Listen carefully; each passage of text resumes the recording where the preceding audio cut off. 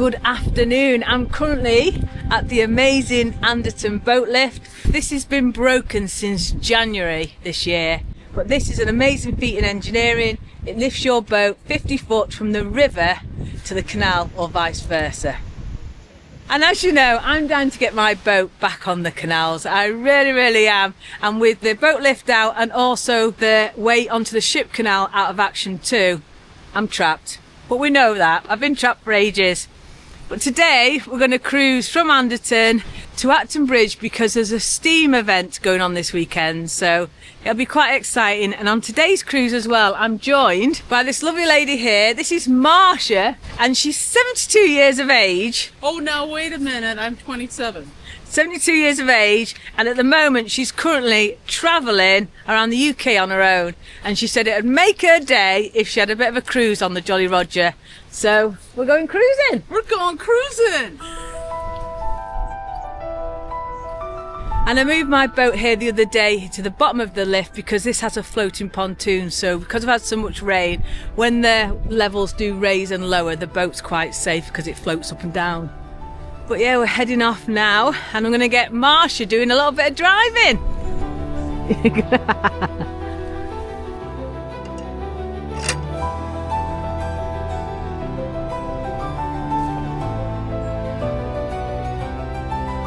The best way to get someone boating is to just throw the tiller in their hand and let them go for it.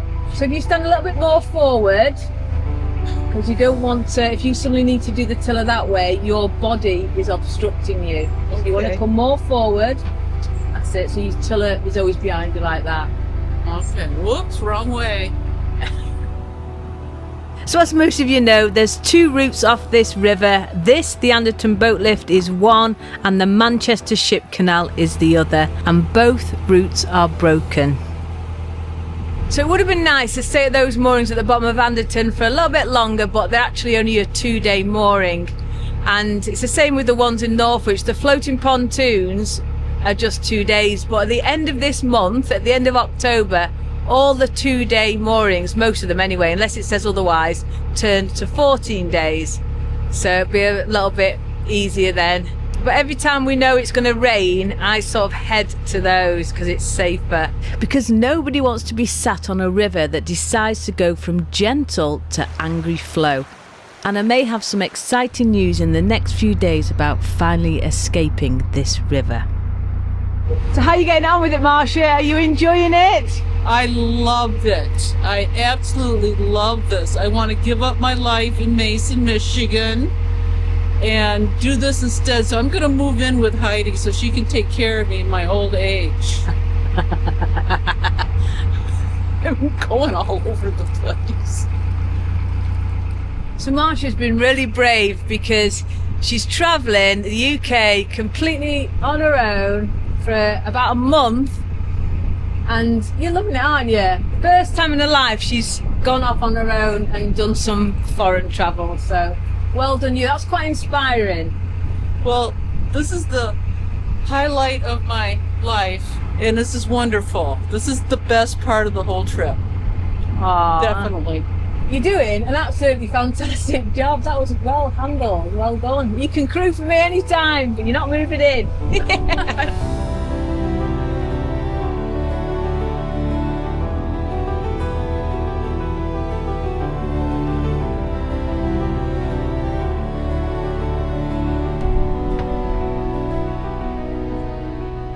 So I've just come down to the front of my boat, and I don't often get a chance to do this because I'm always cruising it, aren't I? I'm always driving it, and it's so lovely and peaceful being up here.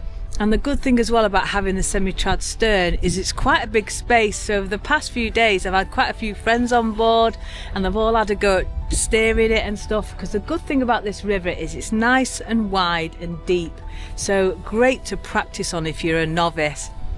So it's been wonderful, and I've just left Marcia. She's only been at the tiller for like 10 minutes and I've left her to it. She's doing a cracking job. But obviously we've got a lock coming up very shortly, so I'll take over then. But it's just been so nice for me to actually enjoy my boat from the bow. And obviously as well, it's nice to have a little bit of company on board sometimes. It's just wonderful, and this boat really accommodates that as well. So yeah, loving it. You want a cup of tea or anything? Sure. Cup of tea would be wonderful. Yeah, she's doing a great job.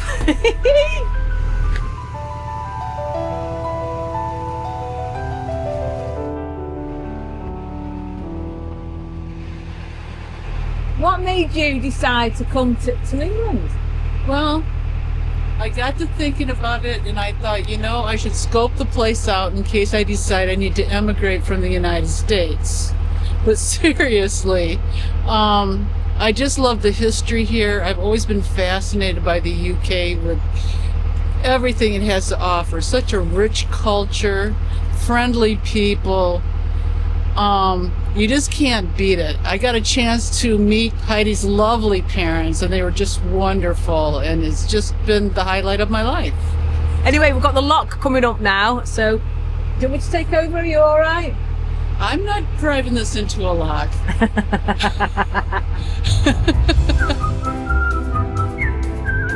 I know I've said this before, but the locks on the Weaver are just wonderful because they're manned. So we just give them a little ring and say we're on our way, and if we're going up or downstream, and they set the lock for us, it's just amazing. Not only are the locks manned, they're womaned. They are.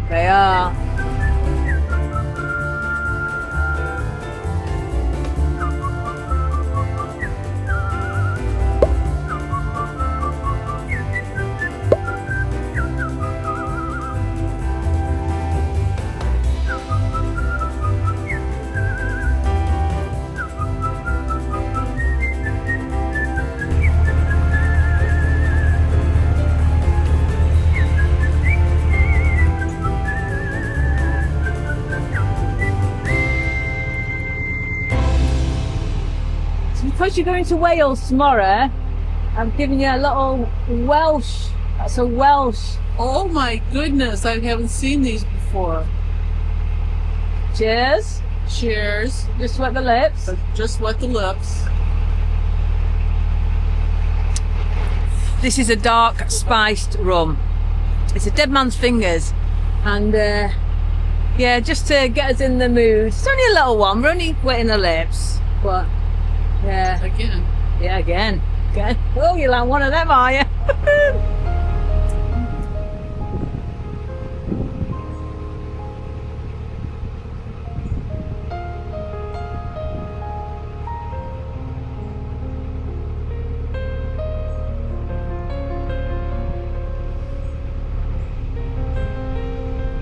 So whilst we're cruising now to the pub at Acton Bridge, a few people have asked me about my big black thing, my antenna. Has it improved my internet signal? So the answer to that is definitely yes, and I get a signal now, so that's brilliant. But I've had a lot of problems with my router. I've got a Netgear router and it's been shutting itself down. It's been getting a splurge. It's what's called a splurge, where you have to turn it off and on again. So I'm still having internet problems, and I rang up Dave from Wi-Fi on board to ask him his suggestions about my router as well, about the settings. So he's going to come out hopefully when I'm moored at Lee Arms and see if he can help. But anybody knows this area, rural Cheshire, knows that signal's not the best. So we'll see and I'll let you know. But as far as the antenna is concerned, I've got signals where I've never had before, and it has definitely improved things. So we're just coming in now to moor at Acton Bridge, and there's a spot fit for a pirate boat.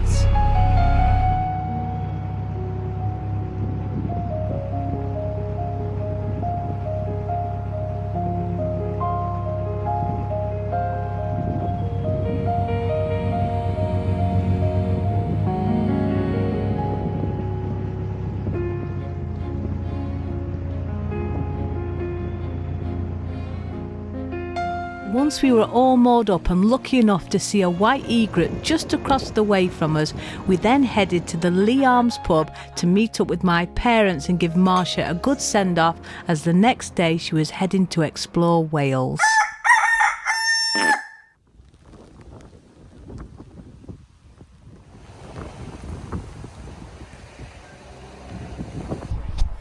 Good morning. It's wetter than a mermaid's foo fair today, but as you can see, Lots of these historic boats have turned out today. That most of them have come from Northwich because the dry dock there, lots of them moor there because it's such a good dry dock.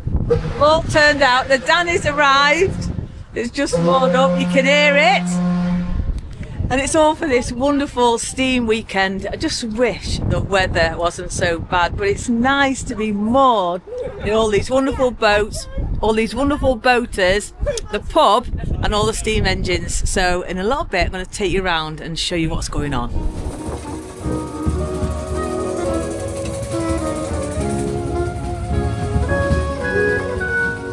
Only in Britain will we decide that a day of sideways rain and gale force winds is the perfect opportunity to stand in a pub car park admiring enormous boilers on wheels. But this is our heritage. These are our living, hissing, belching ancestors, the steam engines that built the roads, powered the fields, dragged entire industries into the modern age. And today they're flexing their pistons in a puddle outside the Lee Arms pub. There's something wonderfully daft and utterly glorious about it, isn't there? All lovingly polished by people who've probably spent more time with the spanners than their spouses. Meanwhile, inside the pub, it's absolutely rammed, a Noah's Ark of soggy humans, steaming coats and ale. And little Bonnie wisely chose the warmest spot in the building. But what I love the most is these machines are not museum pieces. They still move, still puff and still smell. And they're kept alive by people with big hearts, black fingernails and a stubborn refusal to let history rust away quietly. Rain or shine, well, mostly rain, this is Britain at its finest. Soaked, smiling, slightly bonkers and proud of it.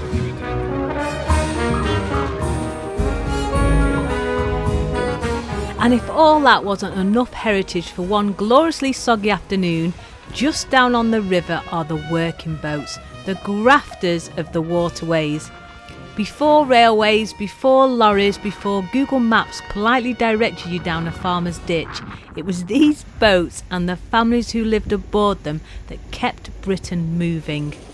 But then the Daniel Adamson, the Danny, steam royalty, a local legend and the only vessel that can make a whole riverside fall a bit in love every single time. The Danny's just about to leave. This beautiful boat is heading back to Sutton Weaver. There's no way I would navigate in these winds and conditions today on my little narrowboat though. Really feel for him. Struggling because of all the winds getting off the dock and they've had to spring line it and all sorts, but they're doing a fantastic job.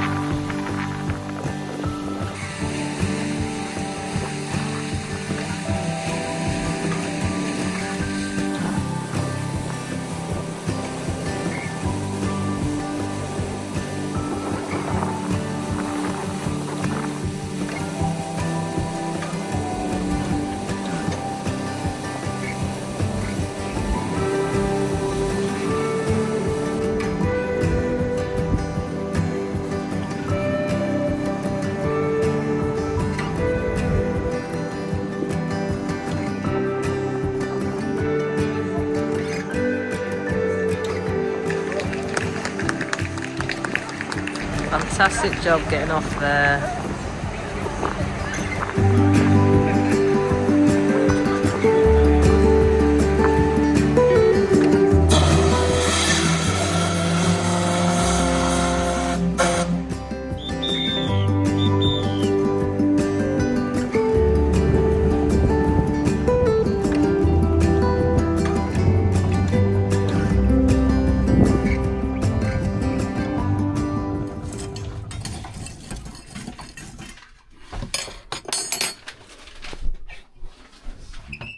So we're back on board now because that weather outside's horrible, but it's been so lovely watching the Danny leave and all the historic boats have started to leave.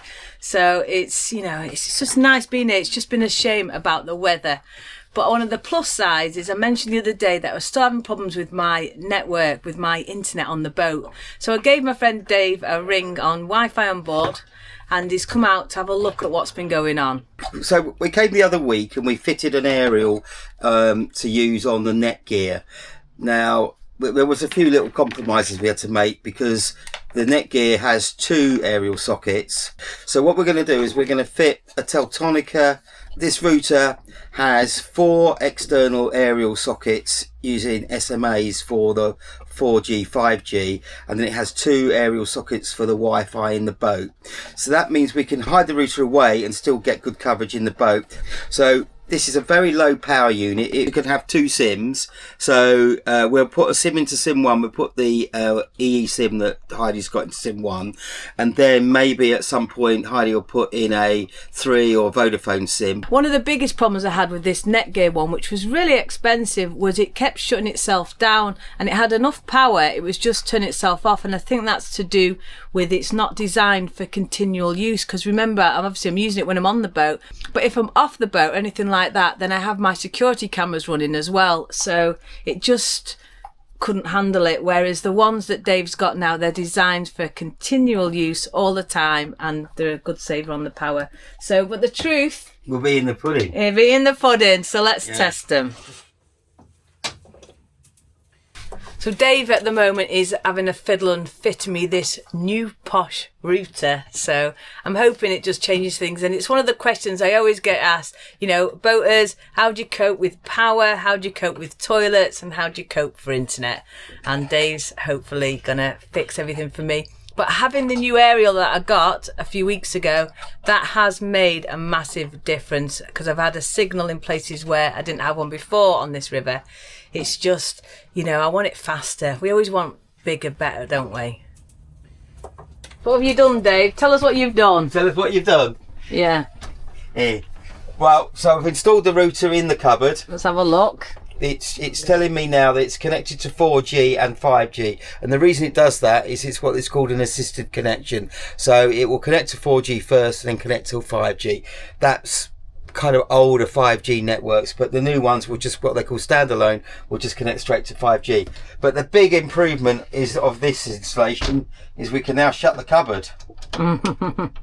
And we've then I put the 2 external aerials for the Wi-Fi up on the ceiling here. It's not brilliant, but we now get the same speed of Wi-Fi at the front of the boat as we do at the back. So maybe that should sort out Heidi's connection problems with the TV.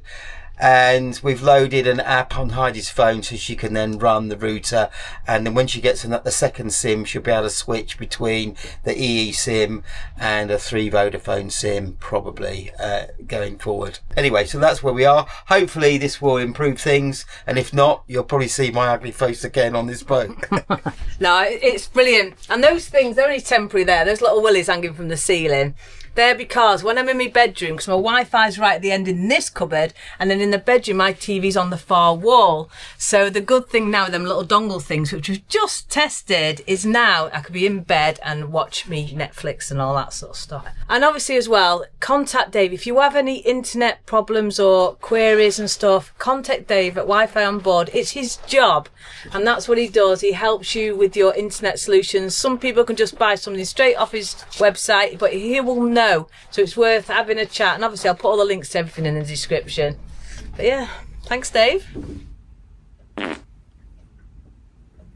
So Dave's gone now, and I've been faffing for hours setting all my stuff up onto that new router, and I had a little bit of a nightmare at one point. I could not get my camera system to work, and I did loads of research, faffing about in forums, and I found out that I needed to change it from IPv6 to IPv4. And that's all working now. Another thing I did is I moved the willies off the ceiling, and I've put them on here because they're magnetic. So they just put them on top of Grumpy there. So that came with the boat. That was the original name of this boat. But I've earned a rum now, and it is rum time. So I've got loads to tell you as well. So we're going to have I got given these, I think it was at Crick. I can't remember. How terrible I am. And they're from Mandy, Ian and Denise from Narrowboat Twitchy Feet.